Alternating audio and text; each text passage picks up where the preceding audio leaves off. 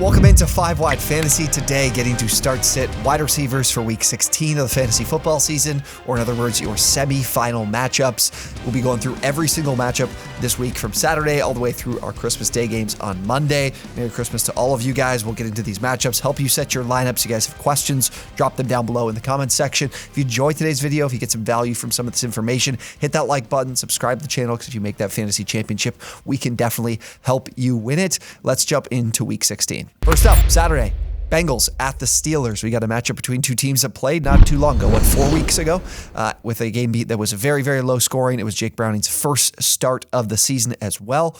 We got a Bengals defense that has struggled this year quite a bit, both against the pass and the run in some of these numbers. They're 23rd, just entered the bottom 10 in fantasy points allowed to wide receivers after their matchup with the Vikings. They're 26th in EPA against the pass.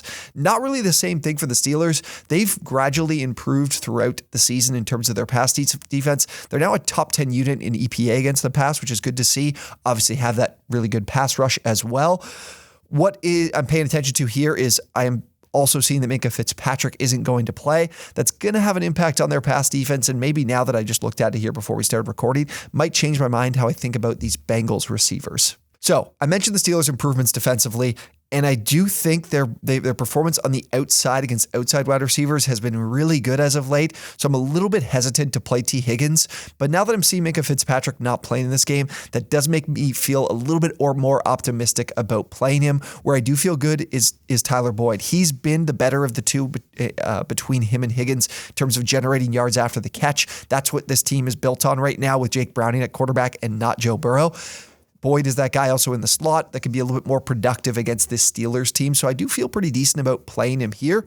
As for the Steelers, Deontay Johnson has continued to be the guy that is more dominant in this target share, has been more consistently productive. Get a quarterback change to Mason Rudolph. I think it'll probably be an upgrade. Still feel good about playing him here against this Bengals defense. George Pickens, far more risky, and at this time of the year, not willing to trust the third string quarterback to be able to support him and start him. So going to be sitting him in this one. Bills at the Chargers. We've got a matchup between a team that's absolutely rolling right now, and then now one of the worst teams in the league, dealing with injuries. Not going to be playing Keenan Allen either. Chargers, a great matchup for wide receivers. 30th in fantasy points allowed, 28th in EPA against the pass. So certainly a great opportunity for the passing game here for the Bills. But do they need it? Can they just, like they did last week against the Cowboys, run the ball effectively, not utilize the pass game too much? They're sizable favorites in this game as well. For the Chargers, you're going to Easton Stick. You're losing Keenan Allen. You're going with Joshua Palmer being the wide receiver one. The Bills matchup, pretty tough. 9th in EPA, 9th in fantasy points allowed to wide receivers. Definitely not a matchup you're super excited about, but a matchup where you're probably going to see a lot of passing value from the Chargers, who cannot run the football and find themselves as sizable underdogs. I do feel pretty decent about playing Josh Palmer because, again, he will dominate the target share in this offense. He's proven to be able to be a productive option even with Keenan Allen on the field, and now without him in an obvious game that they're going to be trailing, much like the game against the Raiders last week. You're going to see Palmer be pretty involved here and give you a pretty good floor is what I would say. Pretty safe floor. If you're an underdog, Palmer probably doesn't have crazy upside, but he does have a pretty solid floor. For the Bills, Stephon Diggs is going to be someone I'm starting. Gabe Davis has done nothing the last 4 or 5 weeks. I cannot trust him. I know this is a juicy matchup, but it's also a matchup where the Bills probably won't need too much of their offense to walk away with a win here in Los Angeles. Seahawks at the Titans. Two teams that should have an opportunity to move the ball through the air. I know Will Levis' status is in doubt in this game, but going from Will Levis to Ryan Tannehill doesn't change my mind too much about these guys and who to be playing in this matchup. But Titans on the season, 26th in fantasy points allowed to wide receivers, 25th in EPA against the pass. Really good matchup here, especially for receivers running their routes on the outside. That has been a super productive part of opposing offenses against the Titans. As for the Seahawks, they're 27th right now in fantasy points allowed to wide receivers on the season, which was surprising. More middle of the road in their overall pass defense. This isn't a super good matchup for the Titans passing offense because the Seahawks have also had some problems stopping the run as well. So you might not see a high pass volume from the Titans in this game. Also being at home for this one too. So it gives them a decent shot to be competitive and potentially win this one as well. Going to the Seahawks to start here and their receivers. I know we saw the good week from Jackson Smith and Jigba. Lockett was a guy I wanted to sit and was not productive at all last week, but I am willing to go back to him because, again, the Titans have been quite good against slot receivers, but have really struggled to guys on the outside. So that's That's where Lockett and DK run their routes. Smith-Njigba finds himself more running his routes from the slot, so not quite willing to start him off of even though he had that big week, would go back to Lockett here.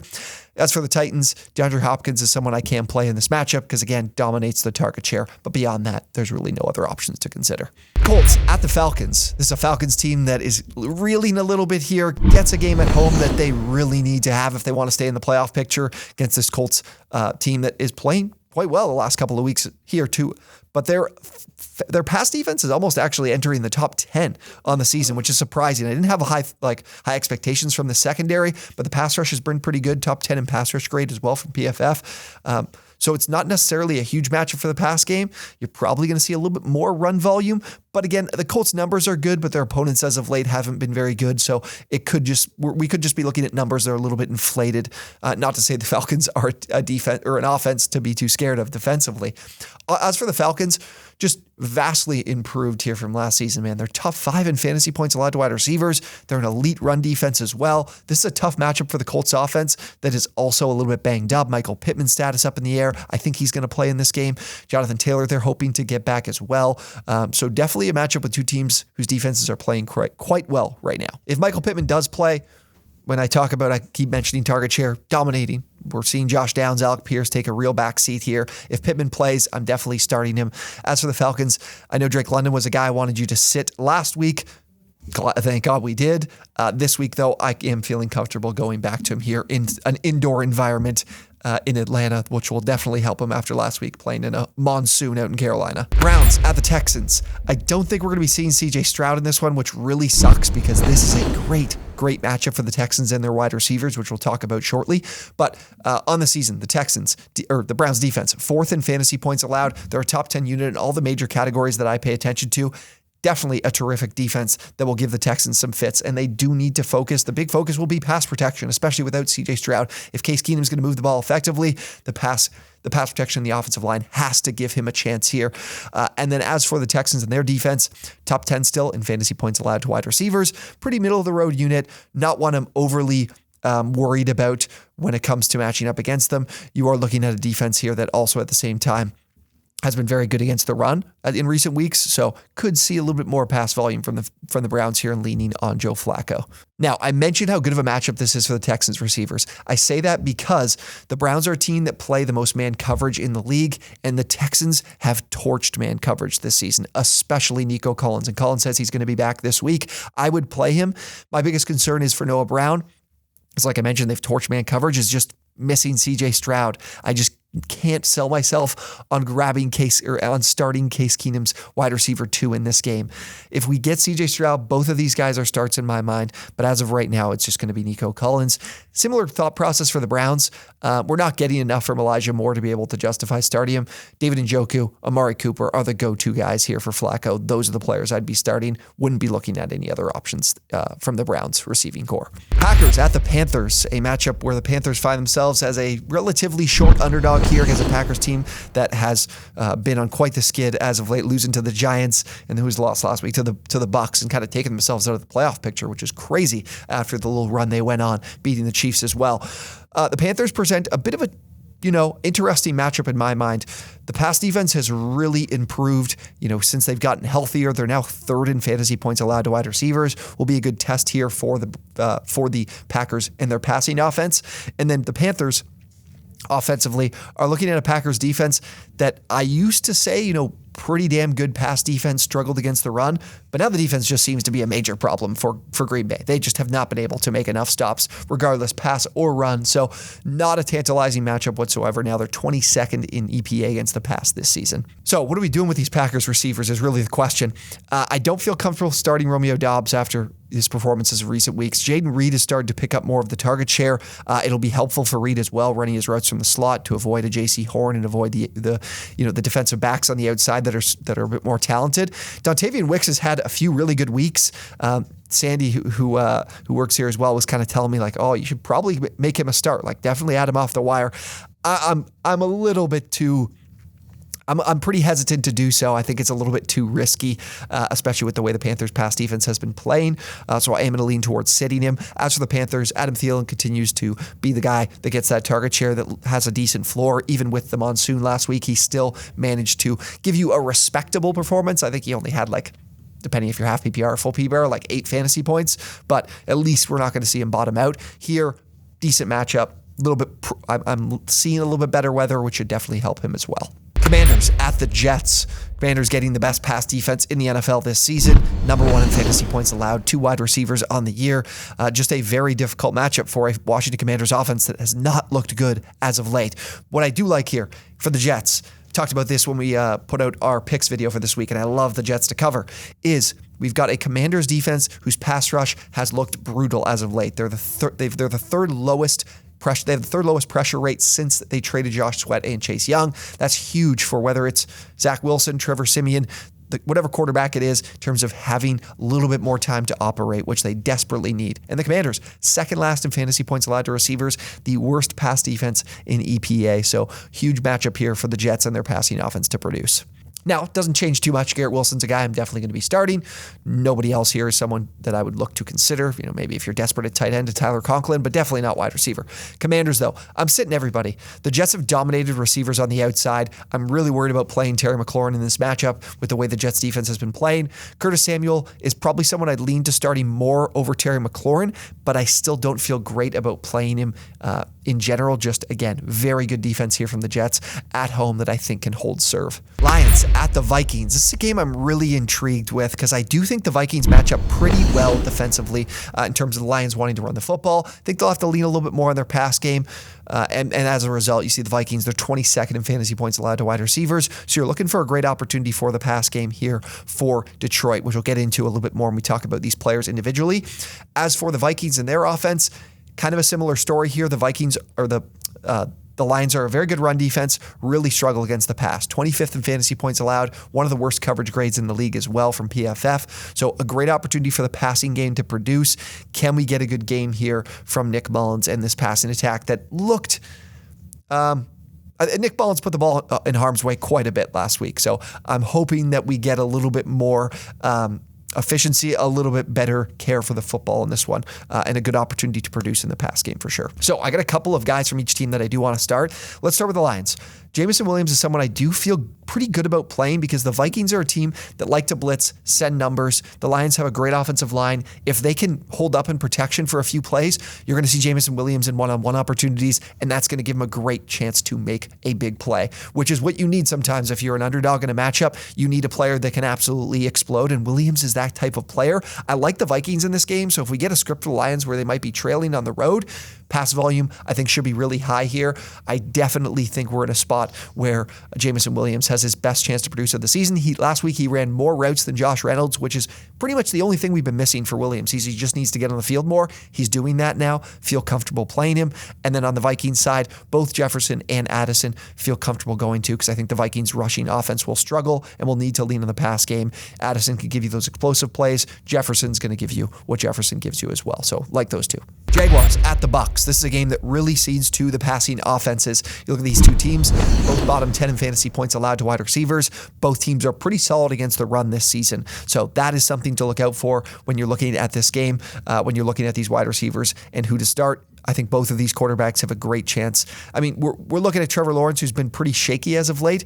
This is definitely a chance to get back on track. So for the Jags, I know, like I said, a good matchup for their passing offense. Calvin Ridley, someone I definitely want to start.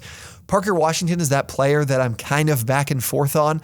I think it's a little bit too risky at this point in the season, but I do think you're going to see a decent... It's about whether or not Vita Vea plays in this game. If he doesn't, then I really would probably lean away from starting Parker Washington. Yes, I would really lean away because I think the run defense for the Bucs will take a step back. If he does play, it makes running the football a lot tougher. So Parker Washington could be a little bit better of a play here. But again, we still have Evan Ingram in here to be able to take those targets as well. So it still makes Washington the third option in this offense. As for the Bucs, Chris Godwin was missing practice on yesterday. I was surprised to see that. I would expect him to play in this game. If he does, I would play him off the big week. Both him and Evans are great spots here. Again, Jags are a team that are 24th in fantasy points allowed to wide receivers on the season. Cardinals at the Bears. This is under the radar, a matchup that doesn't have much of any implications, but I think an under the radar one in terms of one that could potentially put up some points. Both of these teams are bottom four actually in EPA against the pass. You beat these two teams by moving the ball in the air. Quite frankly, the Cardinals could probably be beat either way, but the Bears are a good run defense, struggle against the pass this season. So an opportunity for the Cardinals in their passing game, usually, or as of late, hasn't meant much for the wide receivers. And for the Bears, we'll get into, I think it's pretty simple what we want to do here. DJ Moore is a player that I'm going to be starting. Darnell Mooney, Tyler Scott, guys I would definitely not consider in this game. The Cardinals, though, Marquise Brown is missing practice. Greg Dortch is missing practice. I don't know which one of these guys will play. Dortch has been playing, so I would expect to see no Marquise Brown, see Michael Wilson, see Greg Dortch and Rondell Moore. Look, this is just Trey McBride in the passing offense, and that seems to be it. Nobody can be trusted, so I'm not willing to do it and take a shot in this particular game, even though it is an opportunity for someone to separate themselves and put together a big game. This is not the time to take that risk, so even though it's a good matchup for the passing offense, I still would lean against starting any of these guys. Cowboys at the Dolphins. Got a matchup here that has a ton of playoff implications in terms of the Cowboys trying to get that top seed in the NFC East and the Dolphins trying to hang on to their top seed in the AFC East. So both of these teams desperately need this W. Both these defenses have played really well this year, but I do find, especially for the Cowboys, when you face that higher level offense, the defense doesn't look quite as elite, but third in EPA against the pass, seventh in fantasy points allowed to wide receivers. The Dolphins, one of the better coverage grades in the league at 90.2. Now, their fantasy points allowed, they haven't entered the top 10, but they're a team that's had been ahead in quite a bit of games this season, so teams are leaning on that pass game, and the run defense for the Dolphins is quite good, but on the season, seventh at EPA against the pass. So difficult matchup, but one that everybody expects to see a lot of points. I think it's 51.5 in this game, so I would expect a lot of these guys to be able to produce. And that starts with Tyreek Hill potentially being on the field, Jalen Waddle, those guys you're going to be playing. And I do feel good about playing Brandon Cooks here. I think we're in for a nice bounce back for their passing offense in a game that should be a little bit more competitive than it was last week. For Cooks, has been someone that's been pretty good against zone coverage this season, something that you'll see a pretty good amount here from the Dolphins. So feel good there, along with CeeDee Lamb, obviously. Now we move to Sunday night. Patriots at the Broncos. Not an exciting game for a Christmas Eve night game, but one that, place a wager on it or have fantasy implications. You'll be watching it. For the Broncos, team that has not been nearly as bad against the pass as they have been against the run. Really bad against the run. Worst team in the NFL against the run. That's why you see them 13th in fantasy points allowed to wide receivers. Teams don't need to throw the ball too much to be able to move the ball effectively. Despite the fact that you look at these numbers, all these numbers to them are red. They're still coverage grade wise, pass rush wise, an underwhelming unit. So definitely a matchup here for the Patriots to find some success offensively. For the Broncos, I'm looking more towards their passing offense finding success.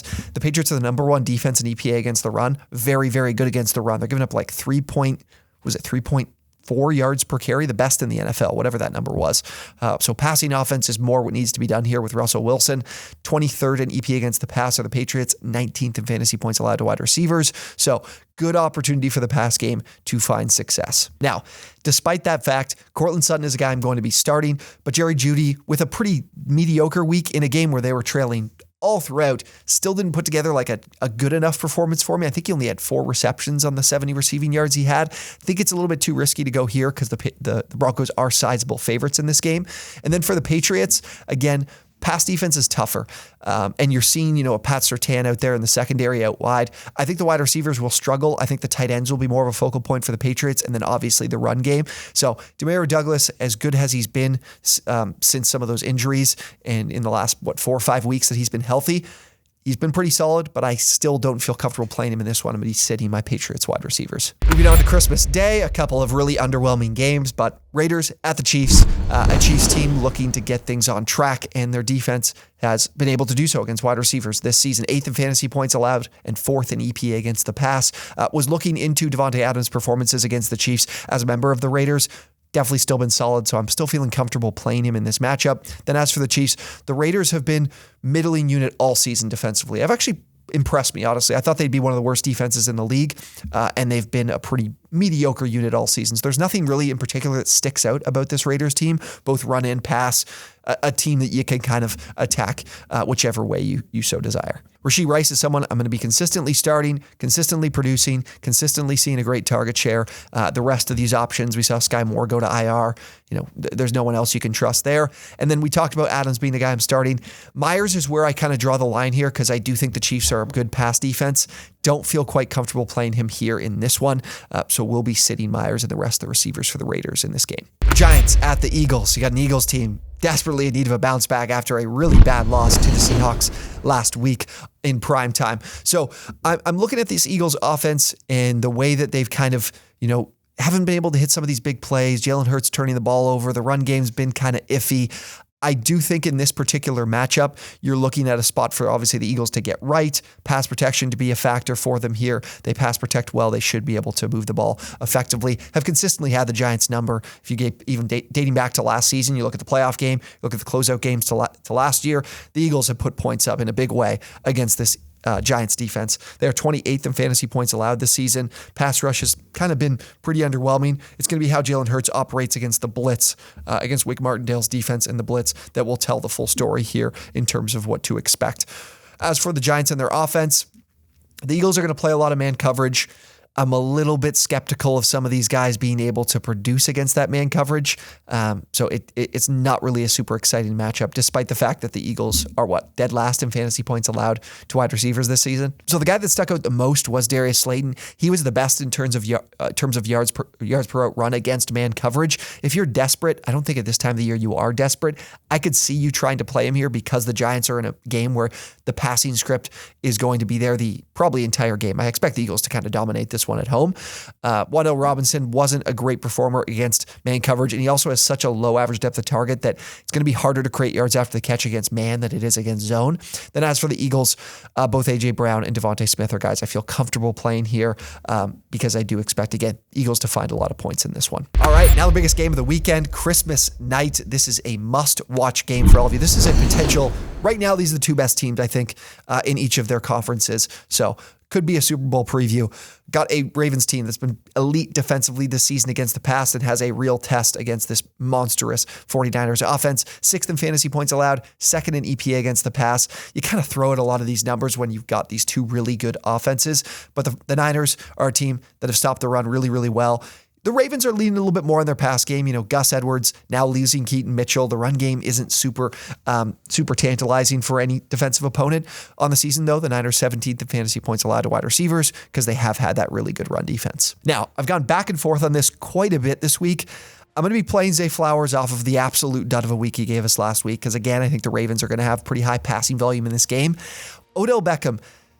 So the Niners play a lot of zone. And Odell has been a super explosive player against zone coverage and has been one of the best against zone coverage. But last week was a week that I really liked him because of the zone coverage that the Jaguars played, and he did nothing. He did absolutely nothing in that game. He's not getting on the field a lot. Rashad Bateman's been on the field a little bit more. You're seeing Nelson Aguilar as well, and you're seeing Isaiah Likely, who I didn't expect to be able to put up the type of production he has since replacing Mark Andrews, put up that exact production. So I'm going to lean towards Sidney Odell. It's a little bit too risky. I could see him popping off in this game, but just with the amount of time he's on the field, I just can't take the risk at this point in the season. Then as for the 49ers, Deebo Samuel, Brandon Ayuk, players I'm feeling comfortable starting despite the tough matchup against this Ravens defense. All right, that's every single matchup for Week 16 of the fantasy football season, helping you get to that fantasy championship game. Guys, if you have questions, players you're debating starting or sitting, or players you're looking at and comparing, definitely open to answering those questions down below in the comment section. Big week in your fantasy season. Hopefully we see you next week. But guys, have a great Christmas. Happy holidays. Thank you so much for watching the video, and we will see you on the next one.